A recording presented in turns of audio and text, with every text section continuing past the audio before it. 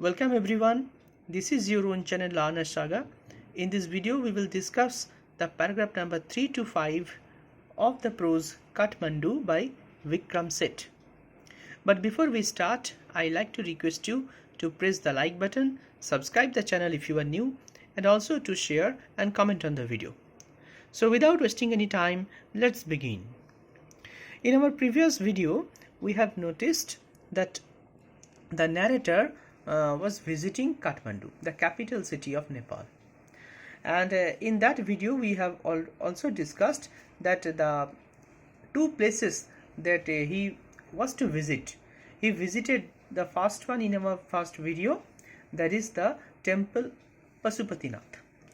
The environment over there was very much humdrum, very combustion was there, very noisy atmosphere was there.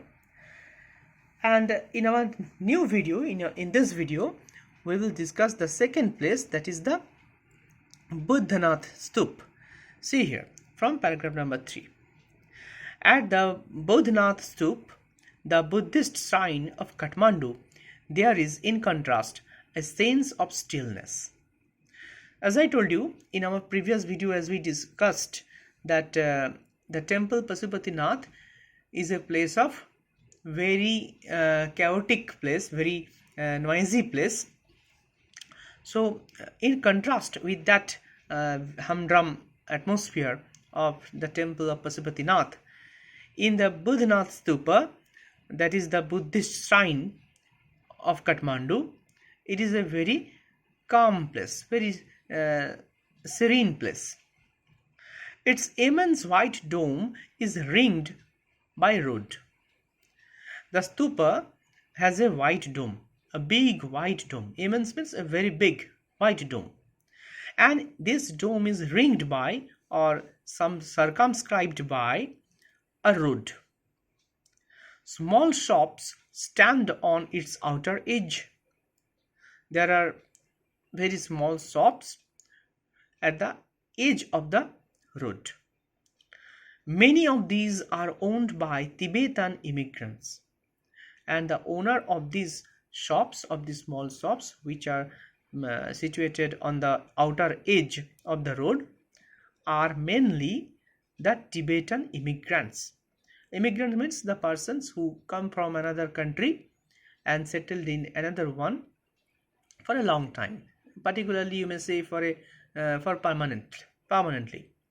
So these shop owners were mainly the Tibetan immigrants who came from Tibet and resided there to have their life, to have their survival. Felt bags, Tibetan prints, and silver jewelry can be bought here.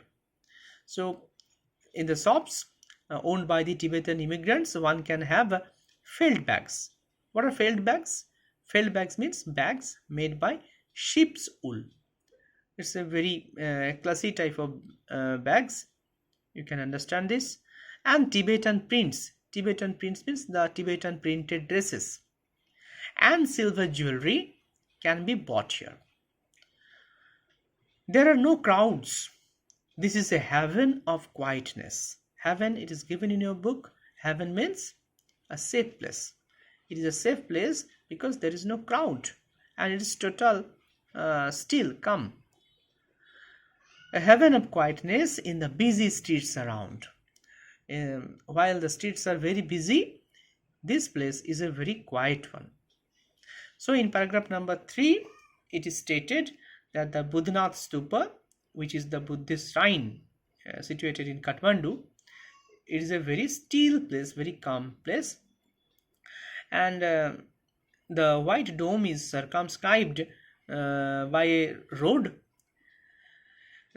Alongside the road, there are small shops owned by the Tibetan immigrants, and they mainly sold felt bags, Tibetan print dresses, silver jewelry, etc. And this place is a very serene place. As it is said, it's a safe place because there is no crowd, while the streets are very busy. Kathmandu is vivid, mercenary, religious, with small shrines to flower-adorned deities along the narrowest and busiest streets. Kathmandu is vivid. Vivid means very clear.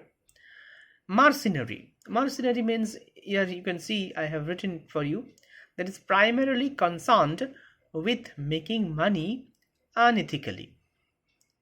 Okay. It is primarily concerned for making money. Kathmandu. Religious with small shrines to flower adorned deities. There are some deities, that means the idols of gods and goddesses, which are adorned or decked or decorated by flowers, decorated with flowers along the narrowest and busiest streets. And you can find all these throughout the small and busy streets. With fruit sellers, you may also find the fruit sellers, flute sellers, hawkers of postcard. That means the persons who sell postcards, shops selling Western cosmetics. There you can have also some foreign cosmetics, film rolls and chocolate, or copper utensils and Nepalese antiques.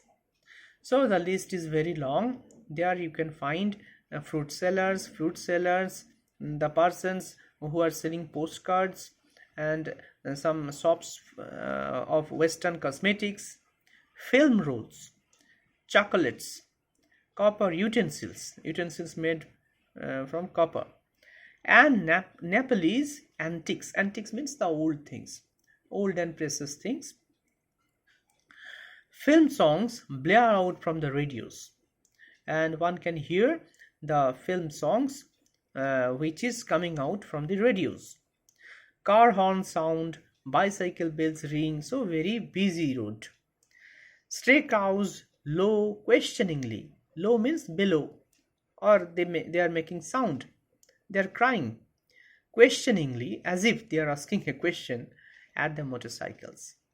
Vendors shout out their wares. Ware means the articles offered for sale. The small shops where some articles are decorated, offering for sale. So here you can see in paragraph number 4, Kathmandu is a very clear place, very money making place, and because the bazaar or the market, you can say, it is alongside the road.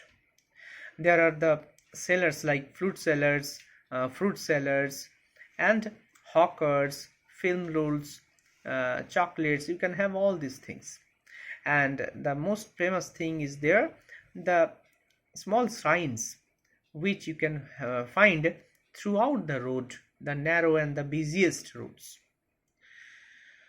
Okay, I indulge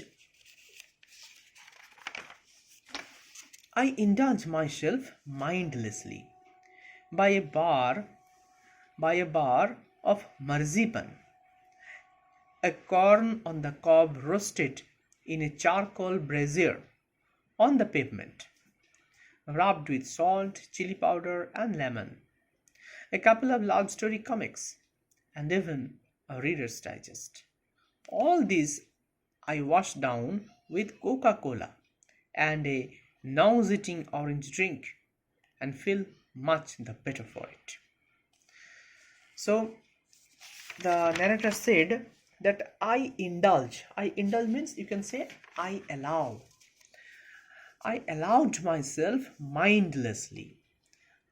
What did he allow himself? See here, he bought a bar of marzipan. What is marzipan? The meaning is given in your book. It's a sweet made with grated almond. So the narrator bought a marzipan. Again, a corn on the cob. Corn on the cob means maize.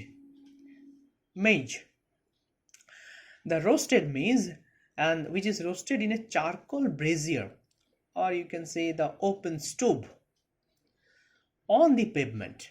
So it was sold on the pavement. And that corn on the cob, or the maize, the roasted maize, it was rubbed with salt, chili powder and lemon. So very tasty. A couple of love story comics. The narrator also bought a couple of, that means two love story comics. And even a Reader's Digest, it's a magazine. The narrator also bought this. All these I was down with Coca-Cola.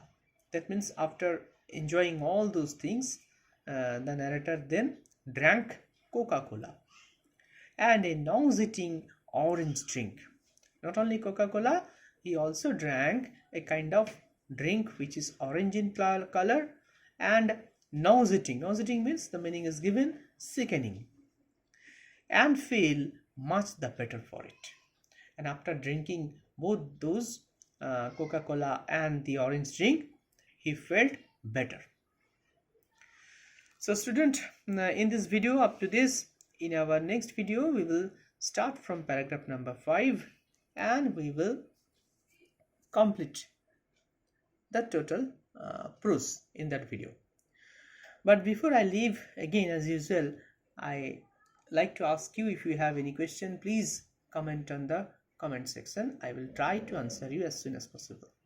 Hoping to meet you in our next video. Goodbye.